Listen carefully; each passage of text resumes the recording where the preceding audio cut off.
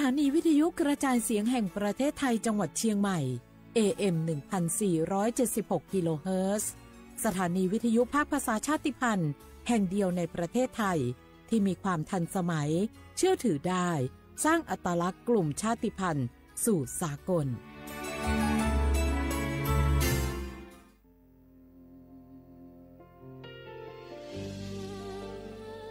พระเสด็จสู่แดนสวง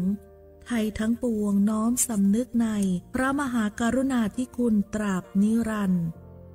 ข้าพระพุทธเจ้าข้าราชการและเจ้าหน้าที่สถานีวิทยุกระจายเสียงแห่งประเทศไทยจังหวัดเชียงใหม่กรมประชาสัมพันธ์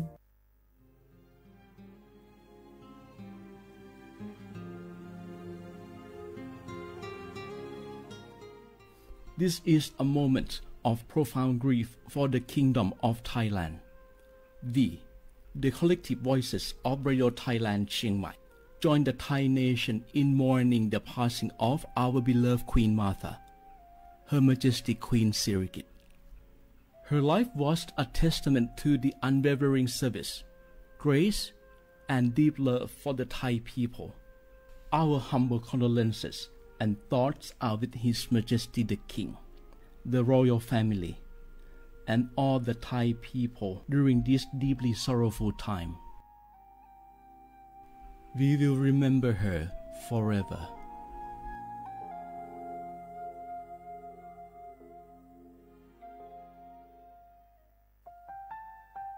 ว่านูลิซูชีถ้ามีคนแนวจามาอามุสานีมาอาคือทิลิสร้างโง่วานูวัดซึมาอาคือแฝมากูวัดทัวมาทิลิชิควาลิปุดูถ้ามีคนแนวจามาวานูลิซูชิจะขวาจับโวอามาคือตาโคเลเลทิลินีมาจาจานีมาทิลิซาจางโง่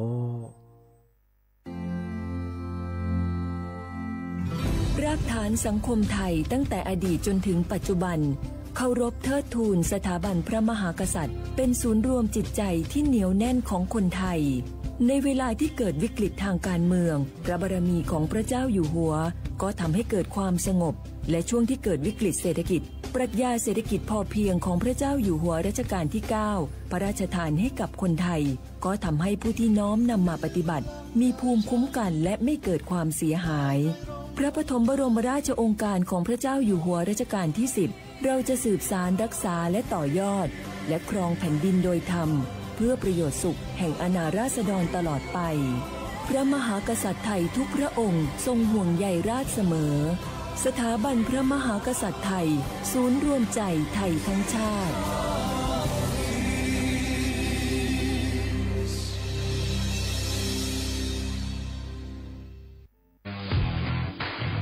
รัฐบาลไทยประกาศสงครามสแกมเมอร์รัฐบาลจึงได้ประกาศสงครามกับสแกมเมอร์ในฐานะที่สแกมเมอร์เป็นวาระแห่งชาติและในวันนี้ผมก็ได้ใช้โอกาสนี้มารายงานความคืบหน้าและเน้นย้ำถึงสิ่งที่เราต้องร่วมกันทำต่อไปรัฐบาลได้จัดตั้งคณะกรรมการอำนวยการป้องกันและปราบปรามอาชญากรรมทางเทคโนโลยีขึ้นมาโดยมีผมเป็นประธานด้วยตนเองเพื่อให้ทุกหน่วยงานทำงานไปในทิศทางเดียวกันเราได้มีการลงนามบันทึกความเข้าใจระหว่าง15หน่วยงานหลักทั้งภาครัฐและภาคเอกชนตลอดจนสถาบันการเงินเพื่ออุดช่องโหว่ทางการเงินและตัดเส้นทางเงินของกระบวนการอาชญากรรมเหล่านี้ให้สิ้นซากรวมพลังคนไทยต้านภัยสแกมเมอร์นายอนุทินชาญวีรกูลนายกรัฐมนตรี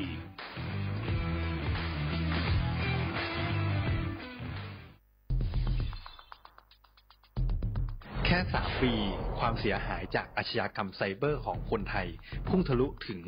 94,000 ล้านบาทหรือเฉลี่ยปีละ 30,000 ล้านบาททุก1ชั่วโมงเราเสียเงินกว่า 3.4 ล้านบาทให้กับมิจฉาชีพออนไลน์โจรไม่เห็นใจคนอาชีพไหนอายุเท่าไหร่สถานะทางการเงินแบบใดหมอพ่อค้านักธุรกิจนักเรียนแม่บ้านข้าราชการเกษียณทุกคนตกเป็นเหยื่อได้เสมอและวันหนึ่งอาจเป็นคุณหรือคนที่คุณรักเพราะจุดอ่อนร่วมของเหยื่อคือความเร่งรีบขาดสติหรือแม้แต่บางครั้งก็เกิดความโลภจนเกินไป อย่าปล่อยให้การกดคลิกเดียวลิงก์เดียวทำให้โจรยิ้มกว้าง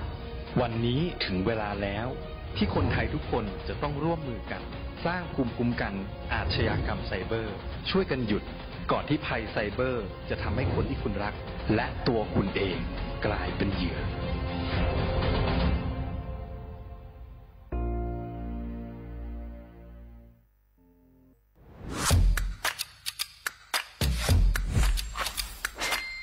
ก ลับมาแล้ววันนี้กับโครงการคนละครึ่ง plus รัฐออกครึ่งประชาชนออกครึ่งช่วยเศรษฐกิจไทยหมุนเวียนเติบโตถ้าเราช่วยกัน plus ต่อยอดให้เศรษฐกิจไทยเติบโตอย่างยั่งยืนด้วย5 plus plus ที่ 1 เพิ่มช่วงอายุผู้เข้าร่วมโครงการจาก18ปีเป็น16ปี plus ที่ 2 เพิ่มวงเงินใช้จ่ายจาก150บาทเป็น200บาทเพิ่มพลังซื้อของประชาชนเพื่อกระตุ้นการหมุนเวียนในระบบเศรษฐกิจฐานรากลดภาระค่าครองชีพ plus ที่ 3 เพิ่มสิทธิพิเศษด้วยการดูแลผู้ที่อยู่ในระบบภาษีให้ได้รับสิทธิพิเศษมากขึ้นเพื่อสร้างแรงจูงใจให้ทุกคนร่วมอยู่ในระบบอย่างโปร่งใส plus ที่ 4 เพิ่มโอกาสให้นิติบุคคลขนาดเล็กเข้าร่วมได้ให้ธุรกิจเติบโตเป็นกำลังสำคัญของเศรษฐกิจไทย plus ที่ 5 เพิ่มทักษะใหม่เพื่อพัฒนาให้ร้านค้านำความรู้ใหม่ๆมาช่วยเพิ่มยอดขายลดต้นทุนเรียนรู้เติบโตและปรับตัวไปกับเทคโนโลยีใหม่เพื่อสร้างเศรษฐกิจที่แข็งแกร่งจากคนละครึ่งสู่คนละครึ่ง plus ไม่ว่าจะสั่งข้าวคนละจานชาเขียวคนละแก้วขนมเค้กคนละชิ้นหรือหลายๆชิ้นก็ใช้ส่วนลดได้ทันทีสูงสุดวันละ200บาทแถมใช้กับฟู้ดเดลิเวอรี่ก็ยังได้สำหรับประชาชนไทยอายุ16ปีเป็นต้นไปสมัครรับสิทธิ์ผ่านแอปพลิเคชันเป๋าตังวันที่ 20-26 ตุลาคม 2568สำหรับร้านค้าที่สนใจร่วมโครงการสมัครได้ผ่านแอปถุงเงินวันที่15ตุลาคมถึง19ธันวาคม2568แล้วเตรียมพร้อมรับลูกค้าจากทั่วประเทศเพราะนี่คือโครงการที่คนไทยทุกคนช่วยกัน plus เพื่อให้เศรษฐกิจไทยโตไปพร้อมกันโครงการคนละครึ่ง plus ดำเนินการภายใต้เป้าหมายที่ชัดเจนของรัฐบาลในความต้องการกระตุ้นเศรษฐกิจลดภาระค่าครองชีพให้ประชาชนและยกระดับศักยภาพผู้ประกอบการไทยให้พร้อมในยุคดิจิทัลโดยยังคงยึดหลักความโปร่งใสตรวจสอบได้และป้องกันการใช้สิทธิที่ผิดวัตถุประสงค์คนละครึ่ง plus เพิ่มพลังเศรษฐกิจไทยพร้อมโตไปด้วยกัน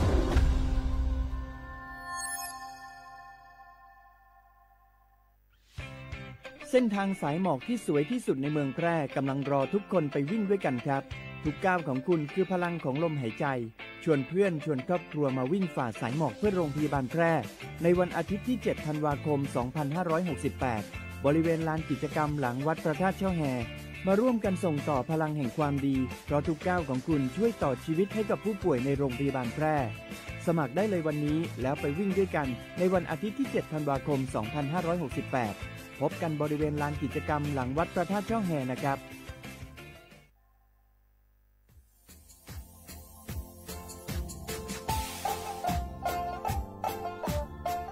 น่าถึงมาปีมาซื้อจีนชมังโงมัญญาคณะรัฐมนตรีไงมีมติยากกว่าอยู่หัวมองเมื่อเหื่อยกุลาซื้อหาหนีซื้อกูยังไงยิ่งคงอยู่ตรงนี้สดซื้อฉีกว่า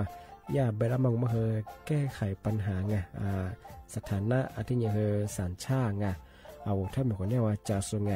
อาทิตย์บัญญัติยากกฎหมายถือว่าไปรับมองเมื่อเหื่อยไงมาตราที่17ไงแห่งพระราชบัญญัติคนเข้าเมืองไงพอ2งมันอยากให้คนอยากให้หนีตัวหนีซึหนีกว่าไงเท่าว่าถ้ามีคนเนี่ยว่าจุลาโซอาทิตย์ยังมือซ่าจางเป็นยังไงอาทิตย์ยังว่ามีทะเบียนประวัติถูกต้องอยู่ไงอาทิตย์แบบว่าสารว่ายื่นขอสถานะไงคนต่างด้าวเข้าเมืองโดยชอบด้วยกฎหมายที่ดียินหน้าบุรุษไงอาทิตย์ทยากฎหมายถือว่าบรรดามันเป็นไงมาตราที่7ทวีไงแห่งพระราชบัญญัติไงสัญชาติยึดขวงงไปเฮอพศยังไง2508ไงเอาถ้ามีคนได้ว่าเฮตาซุงโงไม่ยังไงอาทิตย์ยังเฮอาบามันก็จะเฮอามาไงเอาว่าอยู่ในทะเบียนประวัติบุคคลไงอาทิตย์แบบว่าไม่มีสถานะ ทานทะเบียนมาจุบะครับสามารถยื่นขอสัญชาติไทยที่กรุงเทพมหานครยื่นที่สำนักบริหารการทะเบียนกรมการปกครองอาทิตย์ไม่เราส่วนต่างจังหวัดจะสุบะกว่ายื่นต่อในอำเภอตานภูมิลำเนาปีขวานนแล้วก็จะบอกว่าอำเภอยี่ที่ยื่นชงยื่นเวลางูมันยาว่าเวลาใช้การยาขนาดถี่เนี่ยควานี้นวันยังไงอันเดียบเหนี่มีกับพวกควานี้คือน่าเหียโชฮา你自古ยังไงยุคคน你ตัวเหียโชชื่อกูกว่าเสือทีนี้ยื่นชงทำไมถึงมาปีมาซึ่งจุดเช้าว่าชาวได้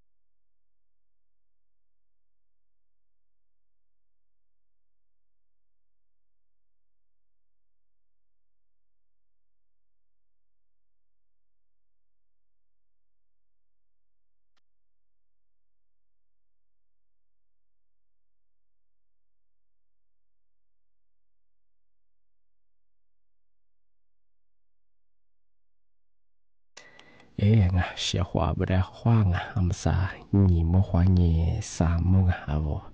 ลิสงโดจะแต่ขวาไปแล้วไงเอาลิสงปากกาก็บัทาจิ้นใหม่ไงสถานีวิทยุกระจายเสียงแห่งประเทศไทยจังหวัดเชียงใหม่ที่ไปแบ้งเอาวิทยุว่ามือจะมางมยายีระบบยา AM ยีครึ่งความถี่ไปคือจิตุลียา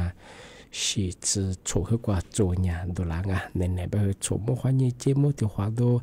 题目老么样个你么话你啥么那题你话你那年子这里都讲ที่บ้านก็ไม่ยากนี่ไม่ถึงเฮงวันลิโซบาบาเฮก็หานี่จังหวะนี่ไม่ถึงว่าเฮหลายยังหลามันยี่โคนี่ตัวนี่จังหวะโคada penyawa Thai บาบาเฮสติหาเซลีนี่ไม่ถึงว่าเฮนางวันยังวันศุกร์ที่14เดือนพฤศจิกายนพศบาเฮ2568ที่กุมางงานสนับเฮนัดโซนี่วันนี้บาเฮนานี่นัดโซนี่นั่นนี่บาเฮวันหยุดวันหยุดราชการเปียกว่าหน่วยงานสถานที่ราชการจะบาเฮนัดโซนี่นั่นนี่ให้สูมาฟุกสูฟอร์มบาเฮที่วันเวลาราชการบาเฮนัดที่นี่วันนี้หนังวันยังเนี่ย8 โมงเกิดวันนี้มื้อเกิด3 โมงเกิด4 โมงเกิด18 โมงที่นี่นี่มีที่มูลค่าว่าเชียวว่าจะมาปีมาสื่อจีนชมังโงมันยังมุสาบะเฮเธอซีนซีนม้าเบสแบงว่าซีนผีเบสแบงซีนม้าเบสแบงว่าที่ยังบัญชีม้าซีนม้ารวมสามงที่บ้านโงมันยังที่บุมาคือยังคือยาบ่ก็วงจรที่สแกนเมอร์ที่บุมาคือเยอะมั้งว่ายี่ซีนมาคือลัดโซมา25มาจุบงว่า20มาแต่เนี่ยสุดาทฟมาสุดาคือจามาว่าลิ้นสุขว่ามันที่เดียชิงที่เดี๋ยวมาไปเที่ยวบัญชีมาบัญชีมามันยังคือเที่ยวสุบัญชีแต่ละยี่ว่าผิดกฎหมายอย่ามาฟุบบอกว่ามาถ้าบัญชีโอเกอโอดอลลาร์ว่าโอเกอที่เดียชิงที่บ้านก็ไม่ยังชอบปีว่าซีนมาเปิดซูมแบบบัญชีมาเปิดซูมแบบทำไมคือยี่โทเนี่ยคือไหนคือสอนแรงที่เป็นเอาวิมีความยี่ว่าเอาข้อมูลส่วนตัวว่ายังว่าบัญชีมาเปิดยี่สุดแล้วหัวมาดูบางก็จะเอายี่สิงคนนู้ยี่สิงเปิดยี่สิงคือนู้มีสิ่งแบบคือนู้ยี่สิงมากกว่าสุดแล้วว่ายี่หัวจ่ามาหัวต่อมาทำไมคือซีนมาบัญชีมาที่บางอย่างคือหลักสมข่าวสุดบ้างเอายี่สิงแต่เนี่ยบัญชีมาแต่เนี่ยสุดแล้วก็มาที่ยี่สิงที่บางไม่ใช่ว่ามาคือเนี่ยคือจามโมมาคือเนี่ยผิดกฎหมายยังที่บางคือยี่โทไหนมางงมันยังทำไมคือเที่ยวโทผู้ที่รับเปิดสินมาเจบัญชีมายี่ผู้ที่มางงมันยังเอาที่เจ้าของบัญชีมางงมันยังเอาบัญมีความยิ่งสุดบัญชีเปิดได้มั้งว่าที่บางคือสุดที่ความอยู่แต่ยิ่งกว่ามาข้ามผิดกฎหมายเยอะมากว่ายี่อยู่บางคือพอสมมติมันยังเอาเจ้าของบัญชีว่าคือจำคุกไม่เกิน3 ปีโคเบสักโคเบหลงที่นี่คือผู้บักโคจามันเนี่ยคือซาชาสโคจังมันก็คือโคจังโคเบเบชิงที่เป็นยังคือมาเจอราชกปีข้อนี้เราสุภาพที่บัญชีมาอีตัวสมมติเกิดขึ้นไทยยังทับบัญชีจะเปิดสุดงทำไมเขาจะมาจองที่ยิ่งกว่าบัญชีข้อนี้สุดว่ามาดูสุดว่ามามาไทยยังสุดว่าแบบเอายิ่งว่าสมัยมาซึ่งอาจจะยิ่งที่ขวากว่าสุดว่าแบบสุดที่ขวากว่าฟุตบอลที่อะไรยังได้พวกผิดกฎหมายยังได้พวกข้อนี้เอาแล้วบัญชีโอกก็มั้งเอาบัญชีโอกหรือว่าเอาไว้อย่างเขายึดกฎแต่ละทำไมคือมีความผิดหวังที่เป็นอย่างคือนูบัญชีคืองอนนี้สิคือมาคือที่เดียตัวอย่างทางว่างมันคืออย่างคืออย่างมีเช่นแต่ละจากว่าบัญชีมาว่าโซแกนคอสินเตอร์คือหลักสมคาสุรพัฒน์จุลเป็นอย่างมันคือเอาบัญชีแต่ยังมาคำยี่ก็คือสุดท้ายแบงเอาช่วยยังทำไมแต่ยังที่ถึงมาโง่ไม่ยันมาคือที่เอาหมายเลขโทรศัพท์เอาหมายเลขโทรศัพท์ เอาอีซีนเปื่อมันไงเอาอีซีนเปื่อยิงสุราหัวต่อมาสุราหัวมาเงาะท้องมันยังคือไงจำคูดไงโคเบญีโคว่ายิงหัวโคเบรองอ่ะโคจามันก็ไม่ยังคือญีแสงว่ายิงหัวชาซึโคจางอ่ะโคจาโคเบเบชิงไงอาทิตย์นี้ทำมาคือกว่าโอ้ยขวาสุยี่ขวาสุแบบนู้ยี่เปิดสุมันก็เป็นกว่าคือนู้ยี่ขวาสุหลักสุขวาสุแบบงอขวาวุสุแบบยังคือยี่วุสุยี่ขวาสุในสุแบบมาคือไงญีโคว่ายิงหัวโคสุแบบถึงไงผู้โคจะมาคือญีชาว่ายิงคือหัวชางานมาเนี่ยก็หลักคือดีอ่ะคือเนี่ยปีมาประกาศจังอ่ะเอายี่สินแบบัญชีแบงอ่ะบัญชีธนาคารแบงอ่ะที่ว่าสุดเปิดมาถ่ายยี่งานมาคือเนี่ยคือผิดกฎหมายยังไงเอายี่สิว่ายิงสเตเบก็สุดถูกฟูยิงสุดเกือบมาพอโอ้เจ้ามาหลงอ่ะก็ยี่ลีนมาคือสูงเกินมาไงเดี๋ยวมาคือจดช่างงานบ่อยากคือแจ้งเตือนพลังงานบัญชีม้าซีนม้ามาคือยังผิดกฎหมายยังไงมาคือทะเยอช่องงานมาคือถึงมาแจ้งเตือนช่างงาน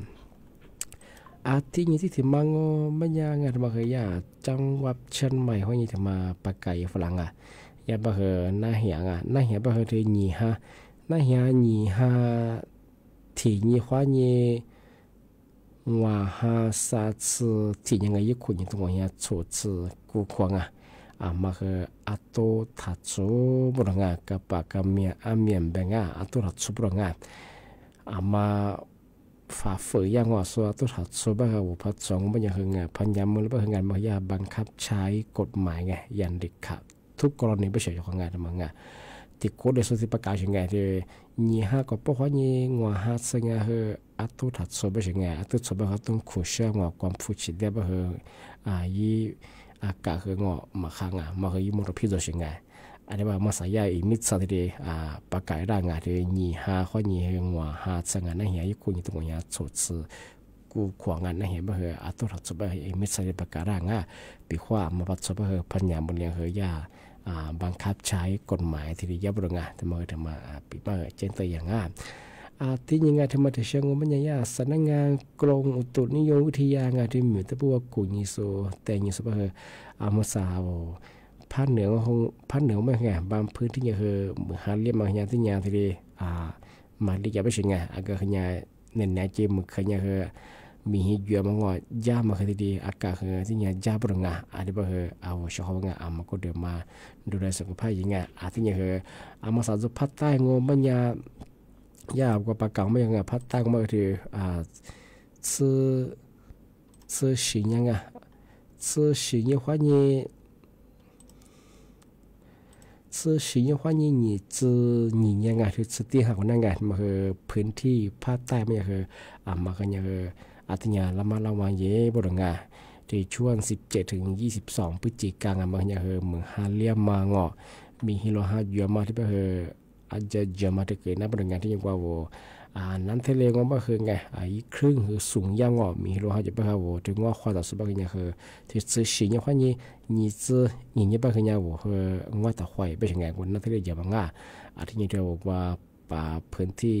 ภาคใต้จะสมมติว่าเยอะคุยเคยจะสมมติงานมาขยันคือจำมันกับปีความหาเคยเรียบไปเรียบคือ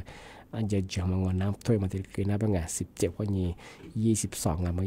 ที่สำนักงานกรมอุตุนิยมวิทยาคือแจ้งเตือนฝรั่ง17 วันนี้22มาคือพื้นที่ภาคใต้งานสุพรรณเนี่ยก็คืองานมาใส่ก็คืออันนี้อยากซื้อคือเราจะเอางานแต่มาคือจะมาแจ้งเตือนอย่างงานที่เป็นยังไงมาใส่กันนี่ก็คือเอาลิซูมากกว่างตัวขวา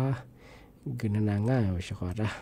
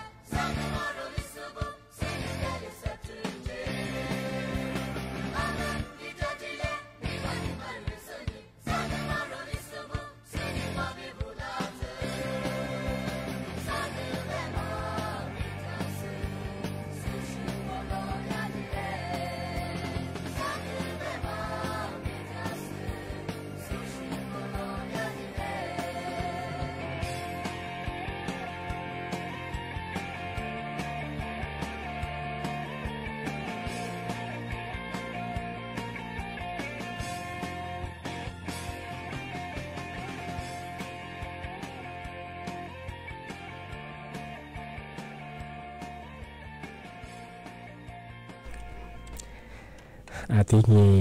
ที่จะมาแจ้งเตือนช่างการธรรมยาสำนักงานตำรวจเชียงใหม่ไงจะมาแจ้งเตือนฝรั่งเอาเชื่อว่าว่าไงอามาลูกเคยชิสุมเบลูกดมาชิสุมเบงนกว่าจะก็จะบ่าจะก็ยิ่งเคยได้เชียร์หนายิ่งจะสุดเท่าว่าบ้างหากสูงเนี่ยคือแต่ยังไม่รู้รู้ว่าลงมายิ่งเคลื่อนมาจุดสีกว่าที่แรกติดทั่วเยอะเฮนูไม่จุดสีที่บริงานสิบริแบบเนี่ยคือทายาสำนักงานตำรวจใช่ไหมมาแจ้งแต่บริงานกว่าอำเภอแม่ริงว่าเขตไม่นี้เป็นไงมาคือผู้เสียหายหลังสุดเราจะมายิ่งกว่าลูกเกณฑ์มายิ่งกว่าเซเว่นติดเถื่อนอยู่ตรงนั้นอาจจะวุ่นตรงนั้นเพราะเฮียติดเถื่อนอย่างอาชีพมันเขาบอกว่าหลบมากกว่าเซเว่นที่ฉันหนาเงี้ยติดเถื่อนใหญ่มาดูเราเป็นลูกเกมดาวใช่ไหมสุดชิดเดียวกันอาชีพแบบนี้ก็สูงกว่าสตาร์มันจะสิ่งกว่าที่แรกก็กระทั่งเงี้ยหลบมาได้สิ่งแบบนี้กว่าหรือเงี้ยอาจจะเท่าวิบดูเราเป็นลูกเกมดังไงถ้ามันก็เชี่ยงสูงกว่าแบบหาหน่อไฟเดียวเงี้ยอย่างเมื่อยังไงที่หลุดคำงานอธิบายสำนักงานตำรวจใช่ไหมคือบ้านมันไงเอาเฉพาะงานมาขยันคือจำมันไงโนโลเชื่องเป็นยังไงเอาลูกเขมแบบหลุมแบบโนจะสะดุดเท่าวิ่งขยันคือโลจีสีเตี้ยเนี่ยคือสูตรที่เนี่ยยีบลงง่ายที่มาคือเนี่ยคือย่าเป็นเนี่ยคืออุทาหรณ์ไงมาที่ก็ที่พยุชงเป็นยังไงที่ยิงอะไรเนี่ยโนโลพีน่าบลงง่ายทำไมอยากจะฝรั่งเอาเจ้ามาจากกูเอาเจ้ามาจากกูกุนจุมังไงมึงเชื่อว่าดินจุมันเป็นอ่ะอันนี้ตัวเนี่ยคือมาซึ่งสุขฟูจัวมาจุมาไงเอาละสุบคือเอาฟิล์มเนี่ยตัวเนี่ยคือสุขฟูมาชื่อมันก็คือแบบน่าจะความงามอันที่ความเนี่ยคืออันลูกก็เนี่ยคือไว้ใจมันนางฟ้าเชื่อมันน่าชื่อเขาว่าอันนี้แบบว่าโลดมาชิสุดปุ๊บไงอันนั้นลูกก็ใจรู้ไงน้อยข้อนั้นดูเยอะคือกาแฟดูเยอะคืออาชีพเยอะคือติดทัวยินดีเที่ยเยอะคือหลูมาคือสไตล์แล้วมาคือมีจีสีที่เนี่ยหลูสุดที่เนี่ยยิงที่มาเยอะไปยันโนติดเที่ยเยอะไปยินลาบานูหลุมดาวทำไมคืออันตรายยังยังคือแจ้งตัวฝรั่งมาคือยังคือที่เลยจำมึงเอาไม่คือมาสู้เอาก็จะติดทัวเยอะยังคือมาพิลึกเข้าไปคือแต่แบ่งช่วงพาพิลึกโง่เป็นยังไงโลที่ก้ามายิบผือมาคือยี่สัตว์ตัวบางไงยี่แสนสมุหัวที่ก้าไปยี่ล้านสมุเป้มาช่วงโลที่ก้าวงมาคือยังคือเอาติดกระโดดมาคือผู้บ่าวมาคืองอยี่สลิงงอโคซื้อยี่สายยี่ว่ามาคือตัวสิ่งนึกว่าโลยี่สิบก้าวว่ามานี่ไม่วุ่นยังว่าโลพาพิลึกโง่เป็นยังโอ้เอายี่มาซาช่วงเอายี่มาจ้ามงอยี่มาซามาอาชีพจำไม่ใช่ของเราว่าถ้าเกิดสละมันยี่หลุดก็ผิดแล้วมั้งอาจจะไปยาสำนักงานตำรวจใช่ไหมคืออาจจะได้แจ้งเตือนฝรั่งงานสุประชาชนมาคืออะไรกว่าย้ำแบบโฟจะสะดุดทัวร์ว่าคืองานที่เถื่อนนะคือหลูมาคือเนี่ยคือจู่จีสีที่เนี่ยคือสูตรที่จีบุรุษงานมาอย่างที่ได้แจ้งเตือนฝรั่งพอมันงานเป็นโนหลุดผิดแล้วไปใช้งานเอาบุรุษเคยที่สูงก็ช่วงเอาบุรุษเคยที่สุดเป็นนึกว่าถ้าเกิดสุกว่าถ้าเกิดที่มันแต่ยิงนลูกเคยจุดเสียแบบว่าคือส่วนก็คือที่นี่จะซื้อยังไงลาบกันนลูกเคยผิดแล้วมันจะสิ่งไงมันคือเนี่ยก็เราคือว่าก็ที่ได้เปลี่ยนมากจังเอาจะซื้อว่าเป็นอาชีพว่าเป็นไงเอาลูกเคยสูงมากว่าลูกเคยถ้าก็ที่งอถ้าก็ที่งกว่าวันก็เลยก็จะเป็นมาซื้อไงเอาสักคนตรงจะเป็นไงมันก็ที่เลยแล้วมันเอาไว้ได้ไงเอาทำไม่ได้ฐานน้ำไปยังก็สุดฐานเตงสุดที่ยังไงมันก็ทำมาเจนตัวช่องง่ายที่บ้านก็มันยังไงนี่มีนะปีมามาค่ะที่แหลจงจะเป็นแสดงแรงสมมติว่านี่เจ้ามัวถูกความมันเลยกว่าที่บ้านเราพัดใต้เอาเช้าไปว่าลิซูจะสุบังที่วันที่17วันนี้คือ22พฤศจิกายนที่ยาแสดงงานกรมอุตุนิยมวิทยาบ้านยังไงสื่อสิ่งวันนี้นี่จึงยังเป็นงานจากพื้นที่พัดใต้แล้วก็คือมีฮิโรฮาเยอะเหมือนขึ้นเลี้ยบหรืองอาจจะมีโอกาสมีความเสี่ยงน้ำท่วมมาเงาะว่าอยู่บางครั้งจะสัตว์อยู่หลังมาเงาะอาทิตย์เรานักที่เล็กเคยจะสบายครึ่งคือสูงยับเป็นไงบางงาะข้อต่อสบายเนี่ยคือ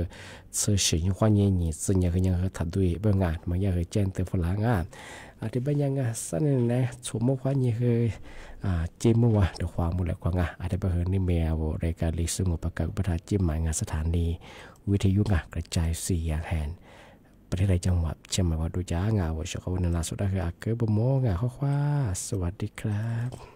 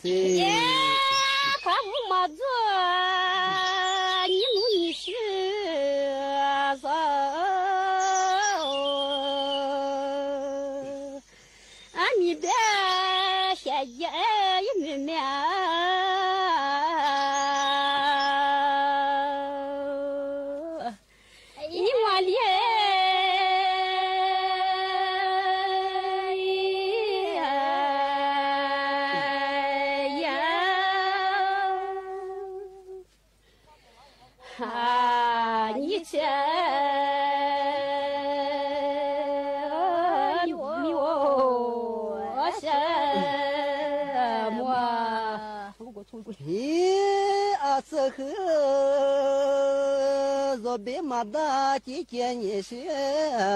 做啊，这次我提的一提早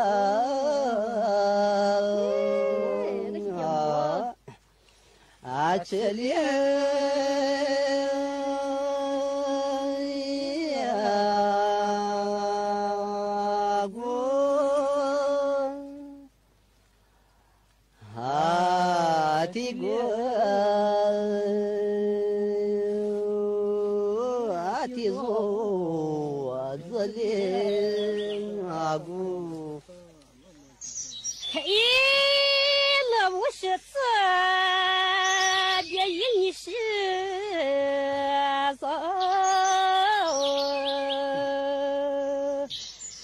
爸爸，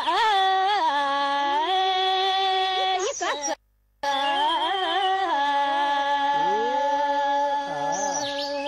那咱也是懂我事。我也。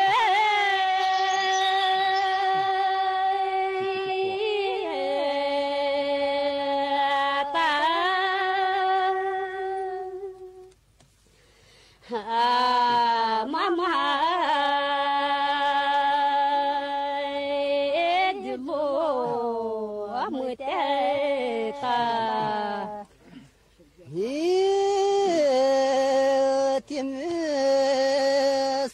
你学个啊，做白马娘，你学个做个不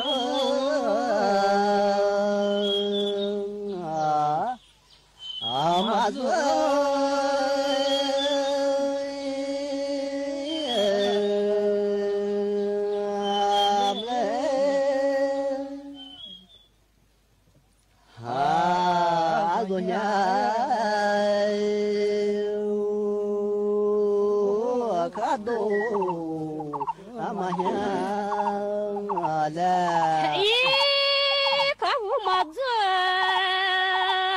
你是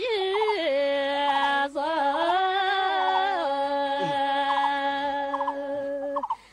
你做怕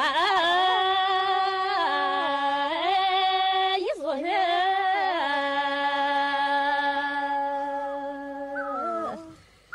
马过。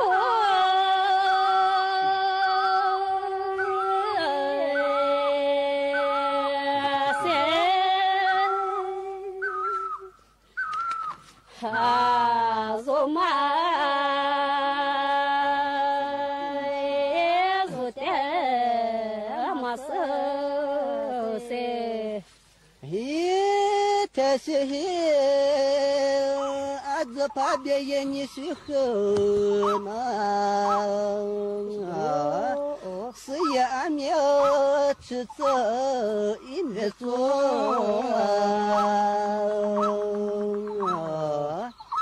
啊，你是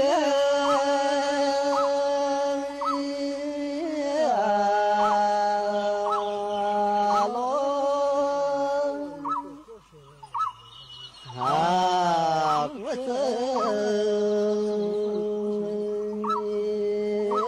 你做也是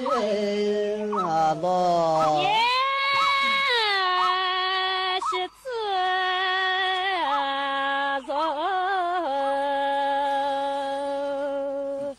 是自年上了100个，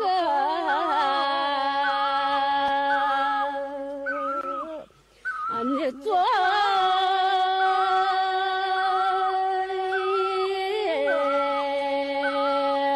官啊，没啦。